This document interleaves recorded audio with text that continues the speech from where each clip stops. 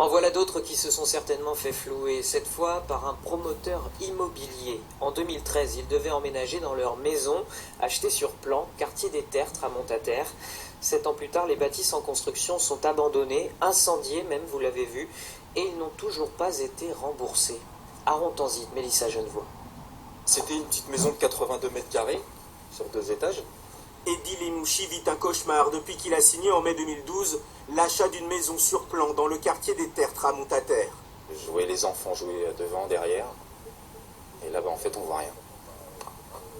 9 habitations commercialisées par un promoteur immobilier basé à Metz, aujourd'hui en liquidation judiciaire. Une arnaque. À peine sorties de terre, les maisons n'ont jamais été terminées. Après ici, il y avait la cuisine, avec des grandes baies vitrées. Résultat, 9 familles en détresse, prises à la gorge par des crédits bancaires. J'ai engagé 136 800 euros dans cette affaire, qui correspond au déblocage de fonds. Ce qui m'a valu d'ailleurs un fichage à la Banque de France. Pareil pour moi, j'ai été fiché à la Banque de France. J'avais un loyer à 980 euros, plus presque 1000 euros de crédit. Donc ça faisait plus de 2000 euros à débourser. Donc je me suis mis à lancer, à faire beaucoup d'heures de travail. Par mois, je faisais presque 300 heures de travail. On se dit, est-ce qu'on va pouvoir payer les études des enfants? Est-ce qu'on va pouvoir tous les soirs mettre à manger dans l'assiette de ses enfants? Donc ouais, c'est le désespoir le plus complet.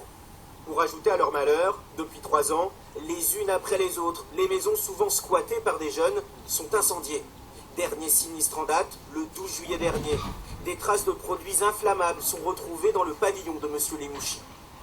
Après, on peut même partir sur des explications de faire baisser éventuellement le prix de l'immobilier dans le secteur pour éventuellement le racheter moins cher, vu que là on est dans le mode de l'irrationnel dans tout ça. Donc, De son côté, la municipalité avoue son impuissance. Comme c'est une situation privée, la justice n'a toujours pas rendu son verdict. La municipalité ne peut pas faire grand-chose. À part interpeller, ce qui a déjà été fait par monsieur le maire, interpeller le préfet, le procureur de la République. Face à cette situation, les propriétaires en détresse s'apprêtent à rencontrer le député de leur circonscription. Leur assureur étant lui-même en liquidation judiciaire, ils espèrent aujourd'hui au final une grâce financière qui pourrait venir de l'État.